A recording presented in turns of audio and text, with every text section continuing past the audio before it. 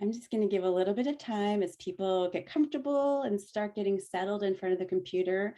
Thanks so much to the two of you being here. We're so excited for this conversation. Yeah. I'm just going to give it a few more seconds as people come in. I see people rolling in. We want everybody to get settled and get in a good place to listen. All right. All right, I think we'll get started. Hello, everyone. My name is Heidi, and I'm the Community Outreach Coordinator at Politics and Prose. Thank you for joining us in partnership with Indies Unite, a group of independent bookstores across the country, and bookshop.org for a special event with Giuji Morales and Areli Morales. This is the first event in our Hear Our Voices, Share Our Stories series, dedicated to children's books fostering productive conversations on U.S. immigration. We will drop the book purchases links for Giuji's books, Bright Star, and Areli's book, Areli Is a Dreamer, into the chat. Books are available in both English and in Spanish. Please order from one of your preferred independent bookstores listed in the link. At the end of the presentation, we'll get to audience questions and answer as many as possible. You can ask a question by clicking on the Q&A button located at the bottom of your screen and enter your question there. You can also upvote a question you like and want most answered. We do ask for everyone to be respectful of one another and any questions and comments. Now on to our guests. Born in Jalapa, Mexico, where she is currently residing, Giuji Morales lived for many years in San Francisco Bay Area, where she still maintains close relationships with booksellers and librarians. A professional storyteller, dancer, choreographer, puppeteer, and artist, she's won the prestigious Purabelle Prey Award for illustration 6 times for Just a Minute, a Trickster Tale and Counting Book, Los Gatos, Black on Halloween, Just in Case, a Trickster Tale and Spanish Alphabet Book, Nino Wrestles the World, Viva Frida, also a Caldecott Honor Book, and Dreamers. Bright Star is her most recent book. Areli Morales Romero was born in Puebla, Mexico, but was raised in New York City. She's a DACA recipient, and Areli Is a Dreamer is her debut children's book. A graduate of CUNY Brooklyn College with a bachelor's degree in childhood bilingual education, she currently works as a substitute teacher. One day, Areli hopes to have her own classroom where she can teach children to value the power of storytelling and empower them to share their own stories. She lives in Brooklyn, New York with her family. We will now have a reading from both authors. We're going to start with Giuji, followed by Areli. See you in a little bit. Thank you. Hi, everybody. So I'm receiving you here in Mexico, where I am right now.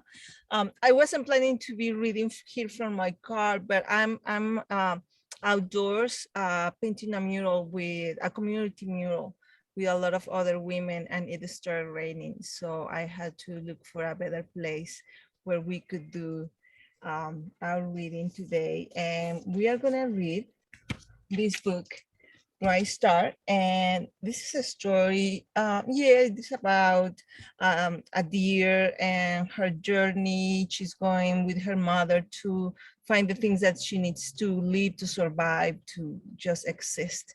But at the same time, it's a story about many other animals. This is a story about the border and the many animals, people, plants, and the environment that is part of the borderlands.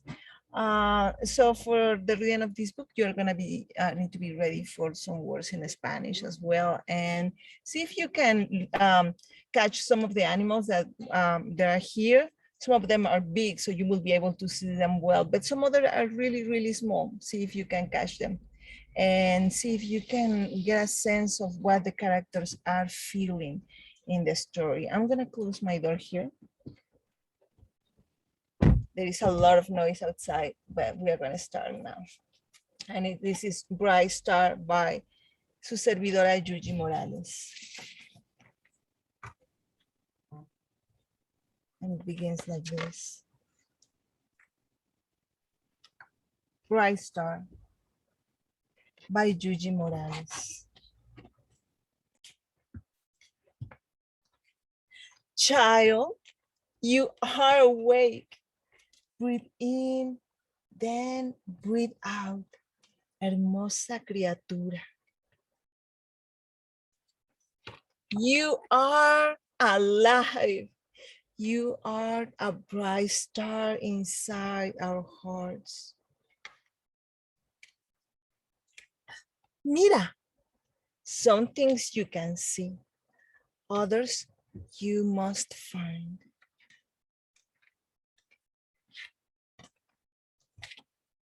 So you search, you are ready, cosita pequeña, let's go, vámonos.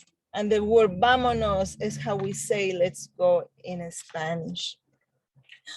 Oh no, what is that? Look and listen, be alert.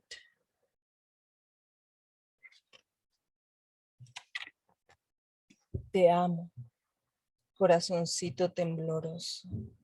Breathe in despacito. Then gently breathe out. Lie low. We want you safe. And then, of course, the words te amo means I love you.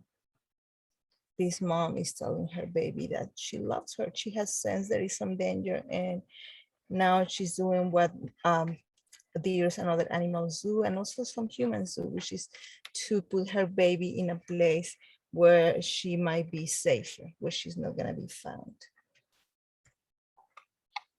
No matter where you are a bright star inside our hearts. And see if you can find where the baby is, where the deer is, which is in the other page. Let's see, we can move the screen to the next one. No more, I'll show it here. See if you can see it. There she is hiding. And if you feel afraid and you begin to hurt inside, let it out. Shout it loud. Let the world know what you feel. No, she says. There are a lot of feelings here. Because there is something that should not be. The earth murmurs your story. We are here to protect you. You are not alone. Listen.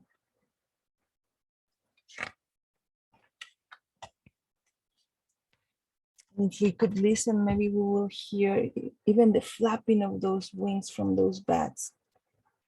All mother bats about to have babies or already carrying them. And we might hear the falling of the rain or even the cracking of the cocoon as the moth is born. Sometimes silence tells you secrets. And you imagine a new story. You imagine the most beautiful world. You are a bright star inside our hearts. And if you look closely, you might be able to see what animals these children are representing. You can see it in their clothing, their colors, or the designs that they are wearing. And when we finish a story here in Mexico, we always say like this, y colorín colorado, este cuento se ha acabado. And that means that's the end of the reading of our story. Wow, Giuji, thank you so much for sharing your story. It really makes me feel like seen. And so I want to ask you, what inspired you to write Bright Star or Lucero? Wow. Well, after I published Dreamers, I was going around reading this book that celebrated how I and my child as an immigrant had been welcomed into this country. How a lot of hands had reached out to help us with the transition and allowing us to find our place here. And while I was doing that, I was seeing a lot of things happening at the border. And it's not like things at the border were happening just now. There have always been happening as we know it. But then it became very evident that the administration was making sure that people were not going to be welcome in a country like the United States. And I really wanted to make a book that explore what happens at the borderlands, especially because we imagine, I know that I imagined the borderlands at this place where kind of unknown and dangerous, and maybe nothing happens except immigration. But then as I started researching for the book, I realized just how not true that is, how rich the life is in the borderlands, not only the human life, but also the plants, the animals. And I really wanted to make a book that accompanied children when they needed it, when they felt alone. I wanted to have like a song, like a blanket that I could give to children so that they knew that even if they were going through really difficult things, they were many people who are fighting for their well-being. They are fighting for them to be welcome. That in fact we welcome them, and I wanted to do that with a book. So I'm glad that you say that you felt that there was a connection.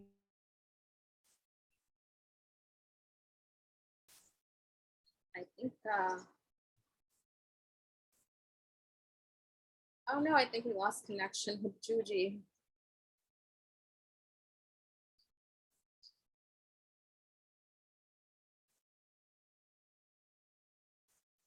Heidi, did you?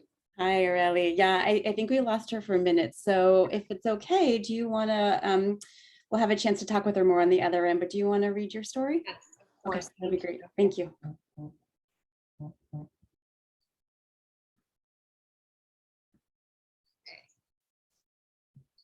So I'm going to read from my book, Areli is a Dreamer. And this is a true story about my immigration journey from Mexico to the United States and having to live here in this country as an undocumented child. So this book is very special to me, and I'm going to read a small part from it. Areli is a Dreamer, a true story written by Areli Morales, a DACA recipient, illustrated by the talented Luisa Uribe.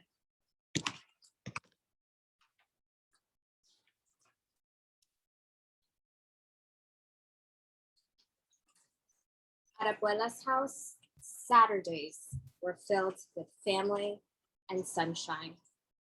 Areli was good at playing al escondite and even better at chasing chickens. She could outrun her big brother Alex and their primas. When evening came, she sat around a noisy table and ate mounds of tortillas and pollo con frijoles for supper, her favorite. But Sundays were different. On Sundays, Areli and Alex sat in the stuffy living room, waiting and waiting for the phone to ring. Ring, ring. It is your mama and papa, said Abuela, from America. Hola, mama. Hola, papa, said Areli in a small voice. Hola, mi niña, said mama. Did you get the toys we sent you? Asked Papa. Papa always asked about the toys. Sí, said Areli. Gracias, mamá. Gracias, Papa. Mama and Papa had been away for so long, they felt like strangers. When are you coming home? She asked. She knew the answer. Oh, mija, we can come back to Mexico, said Mama. We're trying to get you here to America with us. Your mama and I dream of the day we would all be together, said Papa. We will send for you soon, I promise.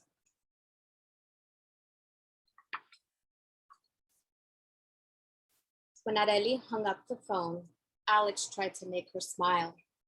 Mama and Papa think about us all the time, he said. They're working hard, mija, Abuela said, for all of us. They want us to have a better life. But why will Alex go to America first? And then me, Areli asked. Abuela had told her the answer many times. Alex was born in America, so he can come and go. You were born here, so it's harder for you. How hard? Abuela didn't answer. Instead, she wrapped Areli in her arms. Your mama and papa want you all to be together as a family, but they weren't all together as a family that year. Mama and papa didn't come back for Areli's birthday, or Dia de los Muertos, or even Navidad.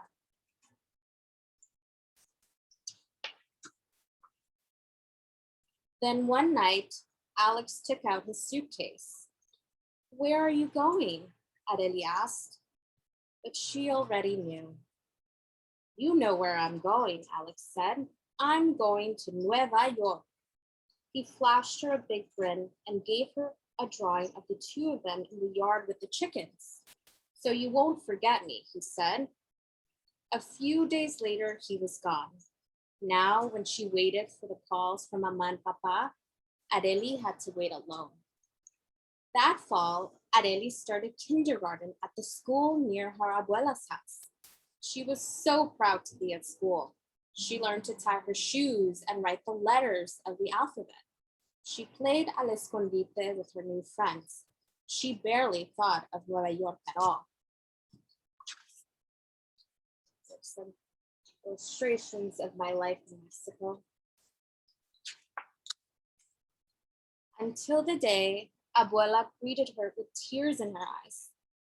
Areli, mija, you're leaving us, she said. Your mama and papa are sending someone to take you to New York, to live with them at last. Abuela's voice was shaking. I don't want to go to New York, Areli said. I want to stay here with you and my friends and my home. Please don't make me go, Abuela. If I can take care of you here, I would, my sweet. But I am old and there's no future for you in Mexico. You don't understand now, but someday you will. And that's where I'm going to end this read aloud. Again, this is such a personal story. It is a true story about my journey to a new country and having to leave behind my home in Mexico, my abuela, my tios, my tias, my primas and primos, and having to start all over a new country. And I definitely think, Giuji, you can relate, as in your book, Dreamers, you also describe your journey to this country with your son, your baby. Yeah, it's like we are both telling our stories here, even though they are not the same story. You came as a child, I came as an adult, I came as a mother, you came as someone's daughter and also someone's grandchild, right? Leaving your abuela behind and everything. There are a lot of things that even though they are different, we have in common, which I can sense, like the way that we enter a new space, a new country, and we feel insecure and we feel like we don't have the tools to do well. I don't know, like how long did it take you to feel like you were comfortable in this place? It took several years. I know that you found a sense of belonging in your library. Yes. I found a sense of belonging in school, where I started to learn the language, I started to make friends. And so, yeah, it's a journey of trying to belong, and then the people that help us belong. And I think that's the similarity in my book, The Dreamers, and it's absolutely beautiful. Thank you. Yeah. So did you feel like one of the things that I realized when when I was making a book like Dreamers was that first of all, yes, I made a lot of mistakes, but also that I had a sense of who I was that looked almost like they were doing me a favor, You know, like people of the United States were doing me a big favor by being here. And one of the things that I realized when I was making Dreamers was that as grateful as I am from being received, I also hope that people feel grateful that people like you, like me, and like many others actually come to a place like the United States, because we are so valuable. And it took me a long time to realize that. It took I me def- years and years. I definitely agree Exactly. with you. I used to say I came empty-handed. I didn't bring Yes. anything. And then I realized I came with lots of things. And you illustrated that in Dreamers with your backpack and your guitar. And that actually made me realize that I came with lots of things, lots of memories, lots Yes. of love, especially from my abuela, my language, my culture, my music. And so I think that's something important that we need to teach immigrants and everyone, that immigrants come with lots of things to offer, that we don't come here to take, we're here to offer things, our gifts, our talent, our love. So Exactly. definitely. Yeah, I had the same, I used to say the same things for many years. I would say, I brought nothing. I didn't even bring regalitos for the people who received me. I brought nothing. And then when I realized just how false that is and how that put us in a place, especially children, when they are put in a place where they are not acknowledged of their value, then we are not taking advantage of the shine and all the gifts that all children bring, because sometimes we don't know how to acknowledge them. So for me, making Dreamers and also making Bright Star, I felt like it was important that we acknowledge how grateful we are that children, especially children, come to a place like the United States. That's right. I agree. I definitely agree. Oh, you too. So beautiful. Your books are so heartfelt and meaningful, and they are why I love picture books. They are just so important. I'm so glad your books are in the world. I have some questions, and we do have some comments, and I want to encourage people to jump in and ask some questions to these two amazingly talented women. So, please take this opportunity to ask some questions. Just some comments from Delia Ruiz. She says, Giuji que libro tan bello. Pardon my Spanish. Such a well-told story. And to Areli, she says, I love this book. It's the representation we want to see in the publishing world. So yes, so important. But I want to kind of start with something that Giuji mentioned. She talked about the importance of children seeing this book. And I was wondering if you could tell us more about the children that are in your book. Who are they? And can you tell us about them?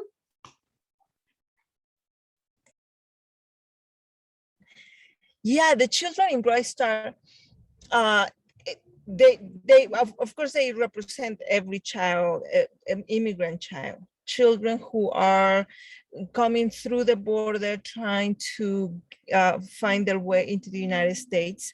And then when I was making the illustrations for this book, what I did is I asked children in my neighborhood if they will help me. So I came to the mercado. I have a market right by the corner of my house where a lot of families make their daily living there.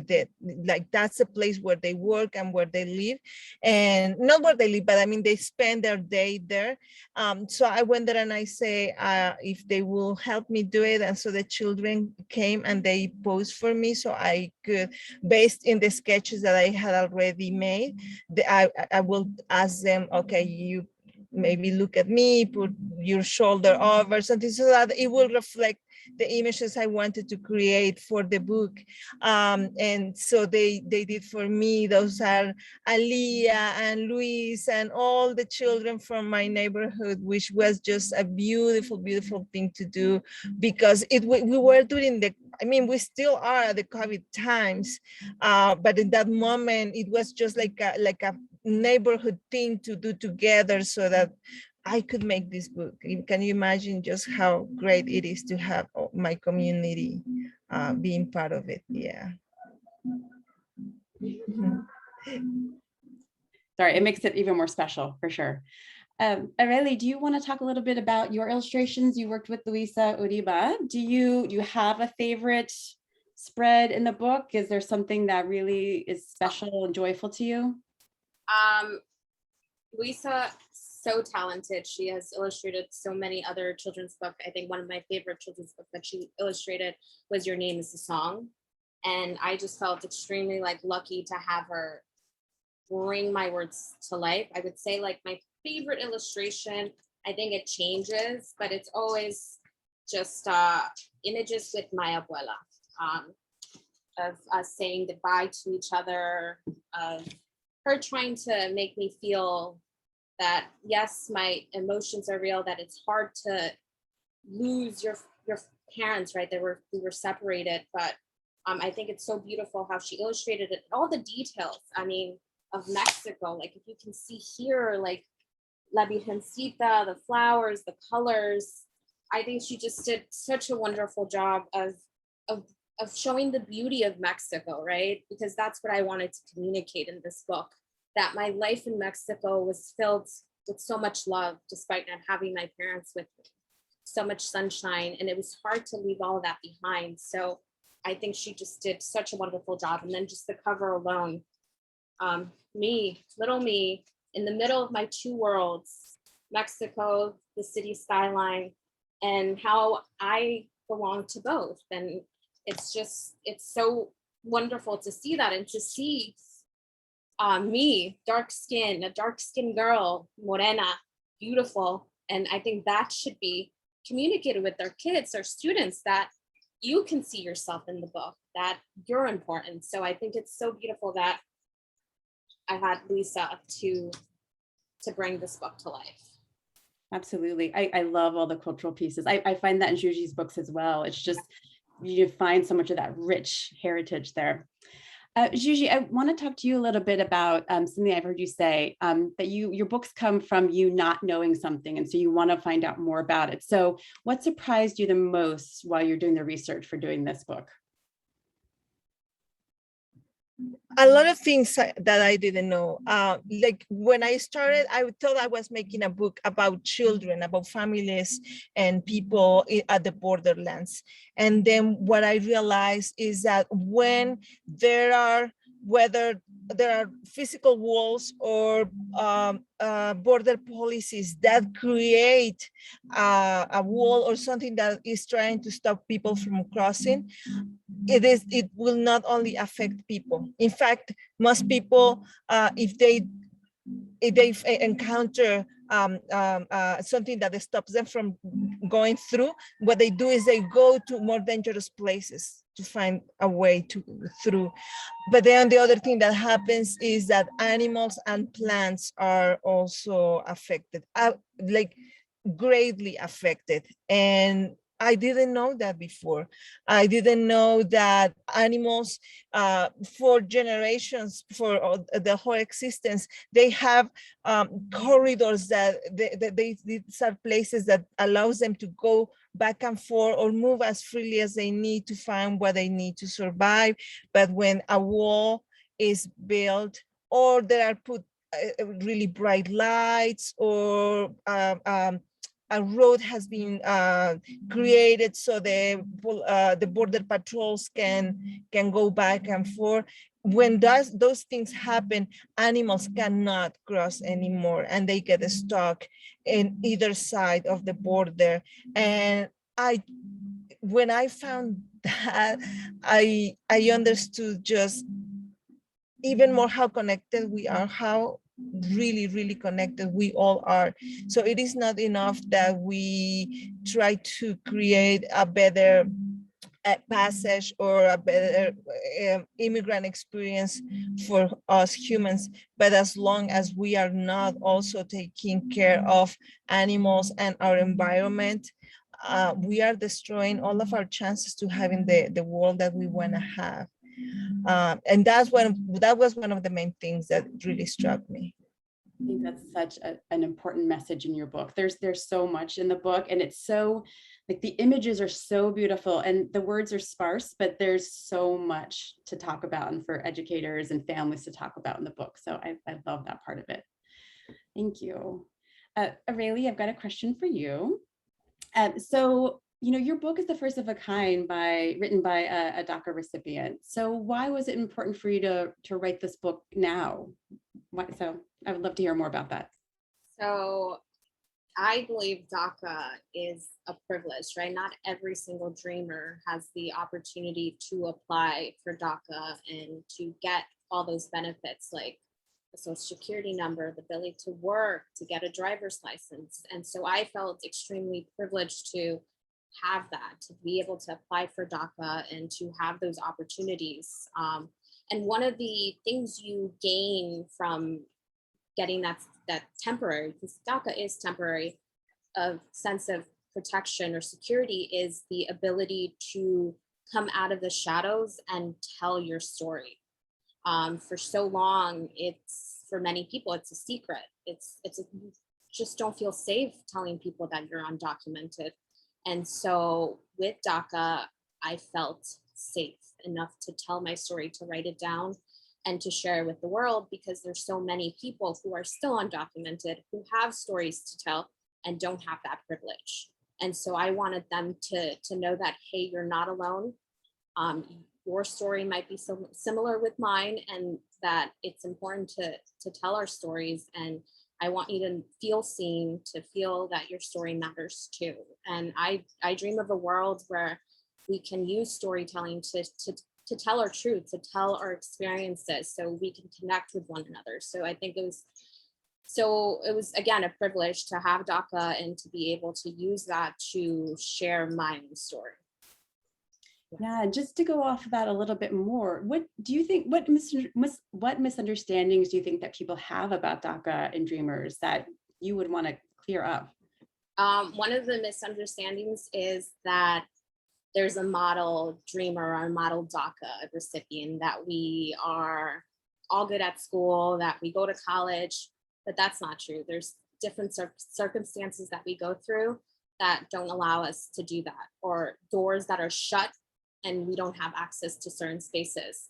And so I think I was definitely lucky to have a loving support system of great teachers, my parents, my family, who helps me achieve my dreams, help me do good in school, help me go to college, write this book.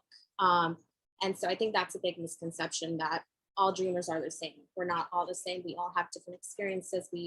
And so I think that needs to change. We need to make sure that dreamers have access to more spaces, so that we can achieve our goals, so we can feel free.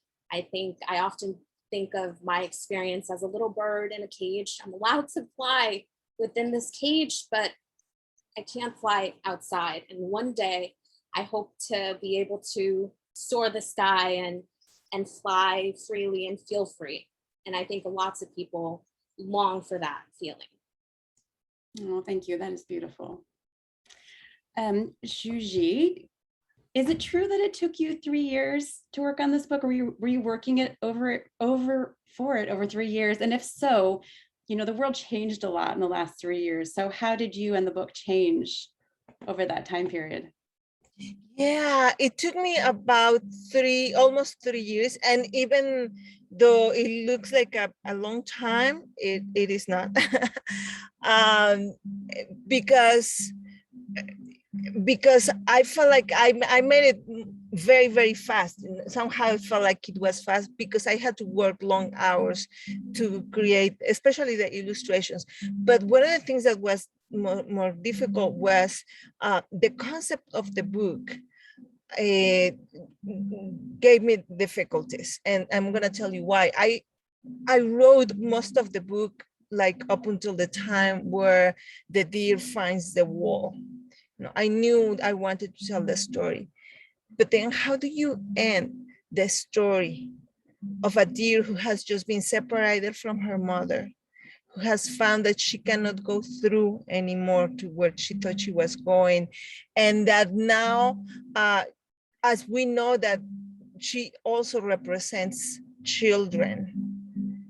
how do we finish a story where I don't lie to children. I'm not gonna tell them like, yes, you are gonna find your mother after this and everything is gonna be fine, so you don't worry, you're gonna go to school, you're gonna be wholesome again, you're gonna be all right. I really didn't know how to accompany children without telling them things that might not happen. I knew that what I wanted was to be that companion, because we don't know what's going to happen at the end.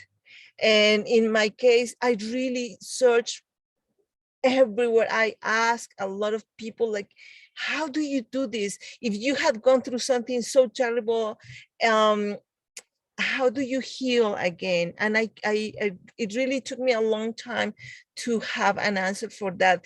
And in fact, I do not have an answer for that. I recognize that there is an answer for it. But what I realize is that we have many answers. There are many things that we can do, because this problem of children being separated or not being allowed to come into the United States, it's something that cannot get solved with one single action. It only gets solved with many different things that we do. Yes, we do have to see to the immigration policies and fight for them to be just. But also we need to make sure that the environment is not being destroyed for us to build walls. But also we need to make sure that there is something that allows children to come into the United States without having to be separated from their families. So there are many, many things. And among them, in the book, I was trying to offer some that feel just like very in the now, which is breathe in, breathe out. And let's be silent for a moment, so perhaps we can find and hear something that we need to hear at this moment. And my biggest one is, can we imagine a different world? Can we imagine a new story, not the one that we have always been living, but we are going to have to make like a really jump in our imagination and thoughts, also in our actions, to create a world that is not only the one that we have right now, but maybe we are going to have great imagination. And those were some of the things that made it just longer and longer for me, because I didn't know how to respond to this, to the book, to the questions of this book. And I think that's okay, because your book is such a great starting point. I think it's such an important starting point. And I know that families and educators are going to be able to use that. Really, it's going to be so important. Thank you. We do have a question from Anonymous. The question is, how would you recommend connecting these stories to young second and third generation students who may or may not know their family's immigration stories? I'm a teacher of young bilingual students. I love sharing your books, Giuji, and I have just brought your book, Areli. So Areli, do you want to start with that? Sure. I think the best way is to talk with people that you know, your community. Ask like your grandparents, there's grandparents, uncles, aunts to share those stories, to pass those along. In the book, I talk about visiting Ellis Island and learning about the experiences of other immigrants who came to this country from different parts of the world. And so how at first I didn't connect with them, but just being in the island, I was like, whoa, they also went through the same thing, having to learn a new language, having to adjust to a new culture, but also trying to keep their culture from their home country alive. So I think with second or third generation children, I think it's important to pass along those stories from relatives. So that would be my suggestion, asking for stories and hearing stories from family. Giuji? Yeah, I was thinking how important it is not only for children to be able to recognize that their stories are part of some books written by us, but also to recognize that even if those are not their stories, they are still very valid. That even if they are other people's stories, we can pay attention to them, we can get to know, we can even celebrate the triumphs of other people, because that's something so important that happens. Like when we make a book, seems like it is only going to be for Latinx children, it's only going to be for the immigrant children or the ones who speak Spanish. But how beautiful when any other child can go and see the experiences of other people and still see how it relates to our own stories, how connected we are, how their stories affect also our own stories. And we also have an opportunity even to cheer and clap for other stories, for other protagonists that are not always the same protagonists. It's not only the ones that look like us, but also the experiences of others. So I would think that for third, fourth generation children, even if they don't see themselves there, they can still appreciate that the story says something about all of us. And I will stay with that. I can't think of a better way to finish up our conversation. That is such a wonderful answer. I think, like you said, this is a book for everyone. Your book, Areli's book, in combination. I just want to show them again. Areli is a Dreamer. And Bright Star. They are such beautiful books, and you can get a link to purchasing the books in the chat there.